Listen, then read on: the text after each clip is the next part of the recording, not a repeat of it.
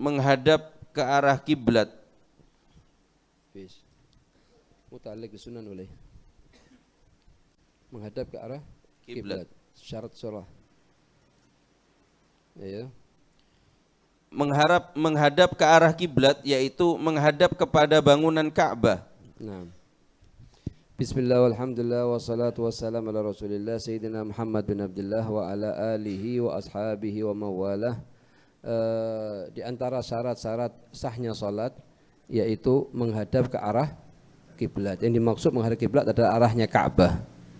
Jadi Ka'bah begini, maka wajib titik arahnya kiblatnya kita menghadap persis ke arah bangunan Ka'bah. Kalau lurus ya sudah alhamdulillah, kalau tidak begini dia harusnya. Kalaupun begini harus begini. Apakah cukup kita menghadap ke arahnya Hijr Ismail? Tidak. Dalam mazhab Imam Syafi'i tidak cukup.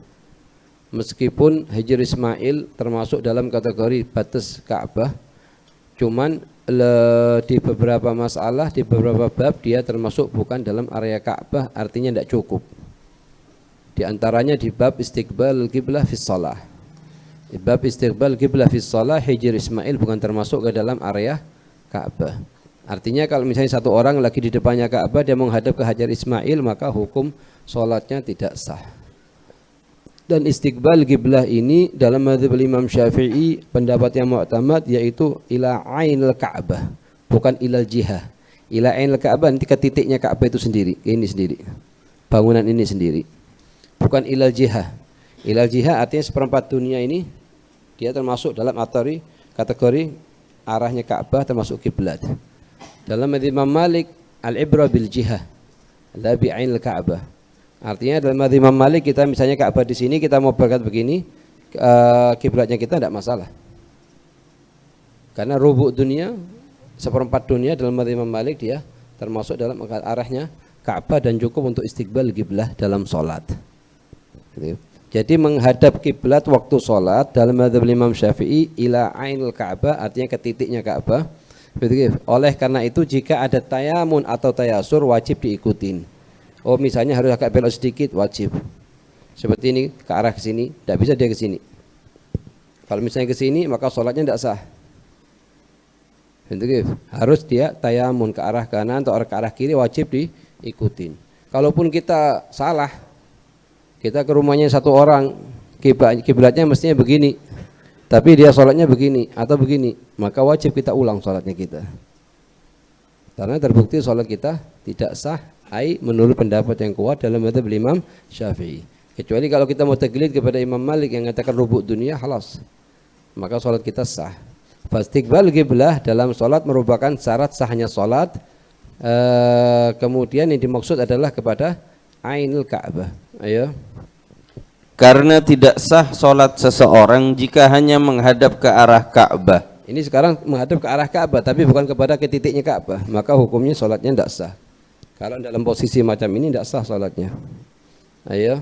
Cuman istiqbal kiblah ini katanya ulama ghalabatul dhon. Kalau seandainya antara kita sama Ka'bah jaraknya jauh, maka cukup ghalabatul dhon, perkiraan kuat. Kalau kita lagi di depannya Ka'bah, maka harus yakinan. Harus yakin kita betul-betul telah menghadap ke arah Ka'bah.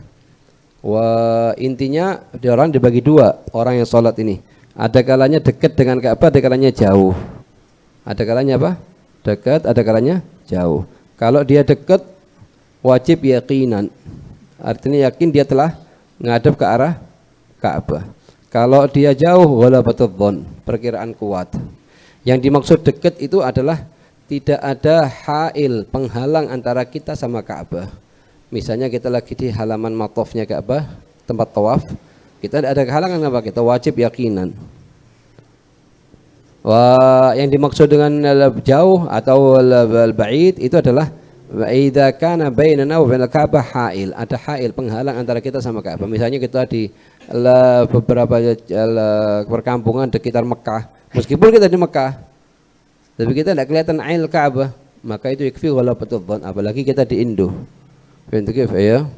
Hal ini menurut pendapat yang kuat dalam mazhab al-Imam Syafi'i radhiyallahu anhu. Nah, Sedangkan menurut pendapat al-Imam Malik radhiyallahu anhu, hukumnya adalah sah menghadap ke arah Ka'bah. jadi menurut pendapatnya Imam Malik, rubu' dunia, seperempat dunia ini adalah Ka'bah. Jadi kita marah begini kemanapun kita cukup. Kalau kita mazhab Syafi'i tidak, harus ke dalam titiknya Ka'bah dalam bab istiqbalul qiblah fi shalah. Lain hanya kalau dalam bab sumpah, misalnya satu orang sumpah, demi Allah saya lagi di Ka'bah, tapi maksudnya dia di Hijr Ismail, maka hukumnya sah dan tidak wajib melakukan kafarah yamin. Begitu ya. Adapun cara menghadap kiblat adalah sebagai berikut. Nah, sekarang kita ketahui kewajiban menghadap kiblat yaitu ke titiknya Ka'bah menurut mazhab Imam Syafi'i dan ke arahnya Ka'bah menurut Imam Malik. Lah, sekarang bagaimana cara istiqbal kiblah? Istiqbal kiblah kita lihat posisi orang yang akan sholat. Kalau dia sholatnya berdiri, maka kewajiban istiqbal kiblah adalah dengan dadanya dia bisodrihi. Artinya kalau misalnya dada ini menghadap ke arah Ka'bah, meskipun wajahnya menghadap ke oleh lain, posisi lainnya tidak masalah hukumnya. Sholatnya tetap sah. Naam, sholatnya tidak sempurna, iya. Cuman kita hukumi keabsahan sholatnya sah selama dadanya dia menghadap ke arah Ka'bah. Ayo. Jika sholat dalam keadaan berdiri atau duduk dia lagi sholat sunnah menghadap ke arah Ka'bah, atau lagi duduk dikarenakan tidak mampu sholat berdiri di sholat fardhah, dia duduk. Ayo. Maka kewajiban istiqbal kiblah di dua masalah ini, yaitu kalau dia lagi posisi berdiri atau duduk, maka kewajibannya adalah menghadap dengan dada, menghadap kiblat dengan dada kita. Ayo. Maka wajib menghadap kiblat dengan dadanya. Aduh, ayo. Jika sholat dalam keadaan berbaring ke arah kanan atau kiri, sekarang kalau kita sholatnya satu orang berbaring ke arah kanan atau kiri dikarenakan sakit, tidak mampu dia untuk duduk, berbaring ke kanan atau berbaring ke arah kiri, ayo. Maka wajib menghadap ke arah kiblat dengan wajah dan dadanya. Dengan wajah dan dadanya. Wajah sama tangan satu kesatuan jadi. Oleh karena itu di posisi semacam ini, kalau sudah sholatnya dalam keadaan berbaring ke sebelah kanan atau ke kiri, dia waktu mengucapkan salam sangat dianjurkan untuk tidak menoleh ke kanan atau ke kiri. Kita kalau lagi posisinya sholatnya berdiri, terus waktu tasyahud terakhir kita baca tasyahud, waktu kita mengucapkan salam sunnah, bukan wajib. Untuk kita menoleh ke kanan, salam yang pertama, menoleh ke kiri, salam yang kedua, kecuali kalau sholatnya lagi keadaan berbaring. Itu ya. Jika sholat dalam keadaan terlentang Ya, maka wajib menghadap ke arah kiblat dengan wajah dan kedua telapak kakinya. Wajah dengan kedua telapak, karena dia akan menghadap kiblat dengan arahnya, misalnya kiblat begini, maka kepalanya di sini, kakinya ke situ. Itu ya. Teka-teki masalah fikih. Nah. Bagaimanakah gambaran masalah berikut? Lana musallin mata iltafata lis-salami batalat salatuh. Ini masalah.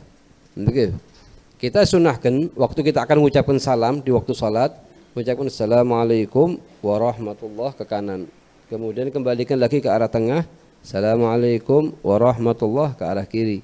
Naam, ini kalau kita sholatnya duduk. Lagi dalam posisi tasyahud akhir kita duduk. Tapi kalau kita sudah sholatnya berbaring atau kita muttaji, maka wajah ini akan menjadi titik utama untuk menghadap ke arah qiblah, yang artinya wajah akan menjadi kedudukannya sebagai gantinya dada. Sedangkan iltifat dengan dada, jika seandainya kita sholat dalam keadaan duduk akan membatalkan sholat. Begitu juga iltifat dengan wajah. Maka waktu dia mengucapkan salam, yang mengucapkan salam dengan satu tetap di arahnya dia menghadap ke Ka'bah. Assalamualaikum warahmatullah, assalamualaikum warahmatullah. Tanpa noleh, sebab kalau dia noleh batal sholatnya dia. Jadi, bagaimana gambaran seseorang yang lagi sholat, tatkala dia mengucapkan salam, kalau dia noleh ke kanan atau ke kiri batal sholatnya. Yaitu gambarannya kalau dia lagi sholat dalam keadaan berbaring. Ayo. Artinya seseorang yang sedang sholat, jika ia menolehkan kepala tatkala akan salam, maka sholatnya menjadi batal. Nah. Jawab, jika ia sholat dalam keadaan terlentang, maka wajib baginya menghadap ke arah kiblat dengan wajah dan kedua telapak kakinya. Sebab wajah di keadaan ini akan menjadi kedudukannya dada. Sedangkan iltifat dengan dada bisa menyebabkan batalnya salat. Ya. Oleh karena itu, jika ia menolehkan wajah tatkala salam, maka solatnya menjadi batal karena wajah sebagai pengganti dari dada yang harus menghadap ke arah kiblat. Aduh, ayo. Faedah ke-1. Menghadap ke arah kiblat ketika solat fardu atau sunnah merupakan syarat sahnya solat. Merupakan syarat sahnya solat, sebagaimana kita ketahui barusan. Kita solat harus menghadap kiblat. Nah, menghadap Ka'bah. Nah, betul. Kecuali di beberapa masalah maka boleh sholat tidak menghadap kiblat dan sholatnya sah. Ayo. Kecuali pada 3 masalah maka boleh tidak menghadap ke arah kiblat. Nah. Yaitu yang pertama, ketika sholat sunnah di dalam kendaraan. Kendaraan, artinya nafilah fis safar. Artinya kita sholat sunnah dalam keadaan kita musafir. Musafir harus safar tawil? Enggak harus. Jadi begini. Orang yang musafir itu dibagi 2. Ada kalanya musafir dari satu tempat ke tempat yang lain, jaraknya marhalatain, sekitar 82 kilo atau lebih. Ada satu orang musafir dari satu tempat ke satu tempat yang lain, jaraknya cuma 60 kilo atau 40 kilo atau 30 kilo. Kalau dia musafir safar tawil, perjalanannya panjang 80 kilo, 100 kilo, 120 kilo, maka dia boleh menggunakan 4 keringanan. Kalau safar yang panjang artinya berapa? Marhalatain 82 kilo atau lebih. Maka dia boleh menggunakan 4 keringanan yang dikasih oleh syariat. Yang pertama menjamak antara kedua sholat. Jamak antara zuhur sama asar atau maghrib sama isya. Yang kedua, menggosor solat, menjadikan solat yang 4 rakaat menjadi 2 rakaat. Yang ketiga, memakai sepatu khuf selama 3 hari. Yang keempat, membatalkan puasa atau tidak puasa di bulan Ramadan. Kalau semuanya ini memenuhi syarat, 1 dari 4 ada syaratnya masing-masing. 1 sampai 4 ada syaratnya masing-masing. Cuman secara global keringanan yang diberikan bagi orang yang musafir safaron tawilan, artinya 82 kilo atau lebih, adalah 4. Yang pertama menggabung al-jam'u baina shalatain, menggabung antara 2 salat. Yang kedua al-ghusru, menggosor salat. Yang ketiga lubsul khuffain thalathata ayyam, memakai khuf selama 3 hari. Yang keempat al-fitru fi Ramadan, membatalkan puasa di bulan Ramadan jika memenuhi 6 syaratnya. Lah, kemudian kalau perjalanannya kita kurang dari 82 kilo, namanya safar yang dekat. Itu kita dikasih keringanan oleh syariat 7. Berapa? 7. Lah, salah satu keringanannya ini di antara 7 ini adalah kita diperbolehkan untuk sholat sunnah dalam kendaraan. Sholat sunnah, pertama sholatnya harus sholat sunnah, bukan sholat fardu. Yang kedua, tatkala kita dalam kendaraan. Gitu. Lah, sholatnya sholat sunnah. Lain hanya kalau sholat fardu, ana belum sholat zuhur, belum sholat asar, boleh nak sholat di mobil? Tidak boleh. Harus turun dari mobil untuk sholat di masjid atau dimanapun, atau di pinggir jalan, tidak masalah kalau kita tahu arah kiblat. Tidak harus di masjid. Naam, di masjid lebih utama. Lain hanya kalau kita di sholat sunnah, meskipun sholat sunnahnya sholat sunnah dzatu waqtin atau dzatu sabab atau nafil mutlak, maka boleh kita kerjakan di mobil. Cuman yang kendala yang paling besar adalah kita tidak dikatakan bisa menggunakan salah satu dari 7 keringanan ini kecuali kalau kita dinamakan musafir. Musafir, artinya musafir kita telah keluar dari batas kota kita. Misalnya kita di Jember, area Jember sini, kita telah keluar dari batasnya di arah Jember ke arah, misalnya kita mau kemana, mau ke Surabaya. Setelah kita keluar dari batasnya Jember, baru kita boleh sholat sunnah qobliyah, ba'diyah, duha, witir dan lain-lain di mobil. Kenapa? Karena kita sudah dinamakan musafir. Selama kita dalam batas kota, kita tidak diperbolehkan untuk sholat sunnah baik dzatu waqtin atau dzatu sabab atau nafil mutlak. Hal ini menurut pendapat yang kuat dalam mazhab Imam Syafi'i.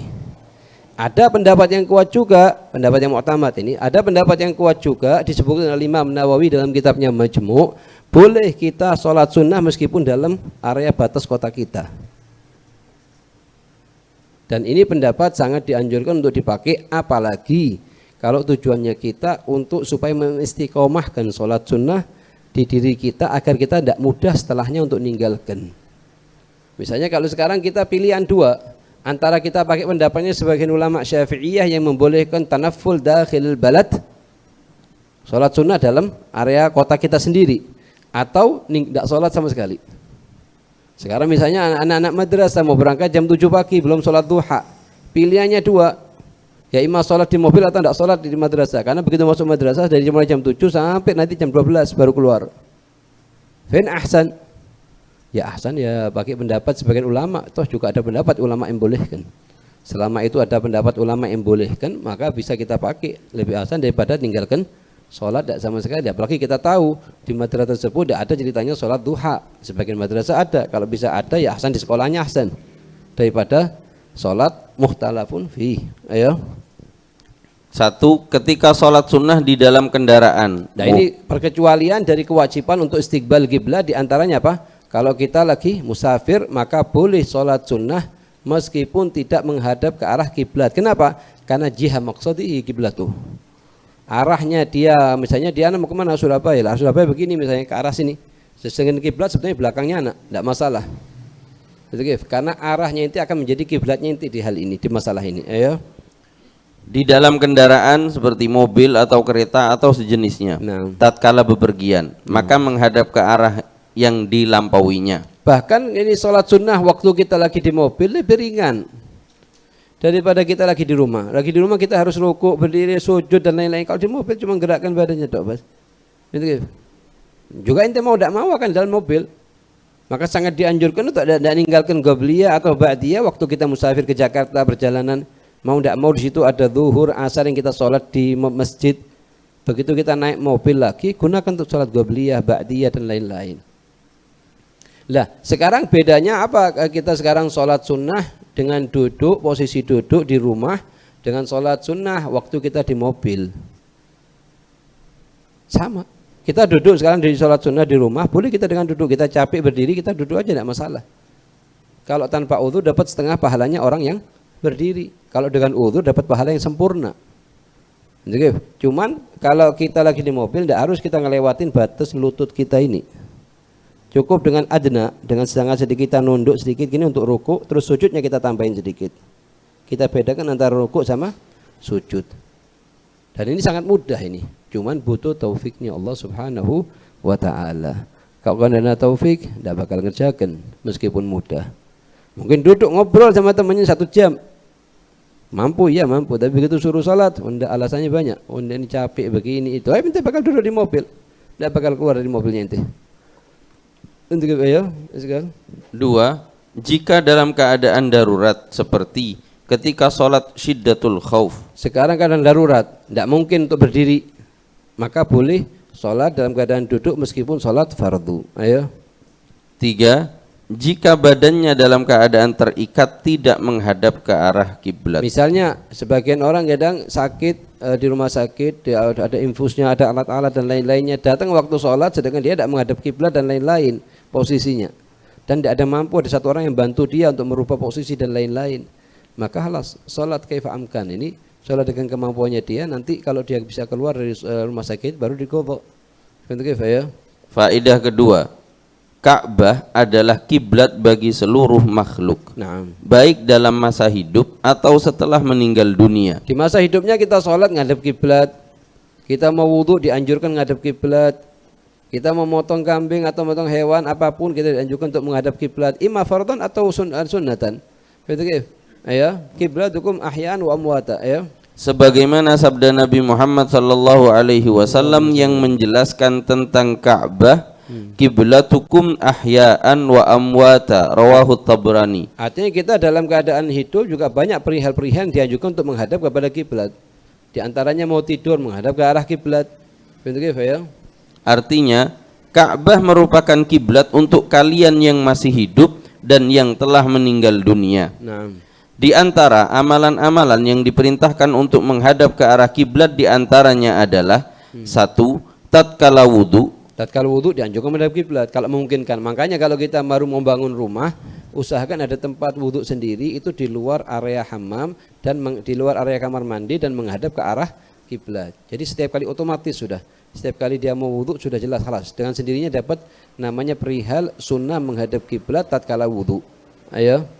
Tayammum, Waktu kita mau tayamum disunahkan menghadap kiblat. Ayo. mandi, Waktu kita mau mandi atau baknya airnya di belakangnya anak. Tidak masalah baknya airnya, sepenting cantingnya ente pegang, ente ngadep ke arah kiblat, taruh belakangnya ente, baknya ente. Tujuannya apa? Yang ngajakin sunnah menghadap ke arah kiblat waktu mandi. Dan ini bisa terjadi kalau kita punya ihtimam, punya perhatian yang tinggi di masalah sunnah-sunnahnya mandi. Agar mandinya pun juga mendatangkan pahala. Mau di kamar mandi dapat miliaran hasanat, mau di luar kamar mandi juga dapat miliaran hasanat. Betul ya? maka dianjurkan untuk menghadap ke arah kiblat. Nah, Dua, tatkala sholat fardu atau sholat sunnah, ini wajib untuk menghadap kiblat. Ayo. maka wajib menghadap ke arah kiblat. Nah, Tiga, tatkala menyembelih hewan, menyembelih hewan sunnah menghadap kiblat. Tidak wajib, cuman sunnah. Ayo. maka dianjurkan untuk menghadap ke arah kiblat. Nah, Empat, tatkala akan memakamkan jenazah, maka mungkin jenazah, wajib jenazahnya kita arahkan ke arah kiblat. Ayo. maka wajib menghadapkan wajah mayit ke arah kiblat. Nah, Faedah ketiga, nah. Al-Habib Muhammad bin Ahmad Asy-Syatiri radhiyallahu anhu menyebutkan keagungan Ka'bah dalam Mutiara. Al-Habib Muhammad bin Ahmad Syatiri, beliau hidup akhir umurnya beliau hidup di Jeddah, di kota Jeddah. Beliau yang menyarahkan kitab ayahnya beliau sendiri, Al-Yaqutun Nafis. Itu orangnya subhanallah, ini postur tubuhnya tidak terlalu tinggi, kurus banget. Cuman subhanallah jenius banget itu orang. Itu ya. Dalam Mutiara Syair, Sering beliau nulis kalimat-kalimat yang salah yang sering disebutkan oleh Al-Khatib di Haramain Syarifain. Khatib Haramain Syarifain kadang salah ibarah, seharusnya begini, seharusnya begitu, seharusnya begini, ditulis sama dia, kadang dikasihkan ke dia sana. Betul, jenius betul orangnya memang. Termasuk salah satu daripada guru tabarruk daripada guru kita Al-Habib Zain bin Ibrahim As-Samit. Mereka satu waktu semua, Habib Muhammad bin Ahmad Syatiri, Habib Abdul Qadir bin Ahmad Segaf, Habib Attas Habsyi, Habib Ahmad Mahsyur Haddad, Habib Abdurrahman Al-Kaf, itu satu waktu, satu umur di kota Jeddah, kecuali Habib Attas ada di Mekah. Ayo. dalam Mutiara Syairnya, la syakka annal Ka'bata al-mu'azzamata kiblatuna fi Makkatal Mukarramati wa fit tijahina litilkal jihati isyaratun ila ittihadil wijhati. Ayo. Artinya tidak ada keraguan lagi bahwa Ka'bah yang agung adalah kiblat kita yang berada di kota Mekkah yang mulia. Nah. Dan menghadapnya kita ke arah itu adalah isyarat kepada satunya tujuan kita. Kata kita mau dimanapun kaum muslimin berada, mau di masyrik atau di maghrib, kiblatnya satu. Artinya tujuan kita satu, yaitu ridhonya Allah Subhanahu wa ta'ala. Dan pemimpinnya kita satu di dunia dan akhirat, tidak ada lagi kecuali Sayyidina Muhammad bin Abdullah salawatullah wasalamuhu alaih. Ayo. Syarat kelima, masuk waktu sholat. Bas. Karena tidak mungkin kita sholat sebelum masuk waktu. Itu pun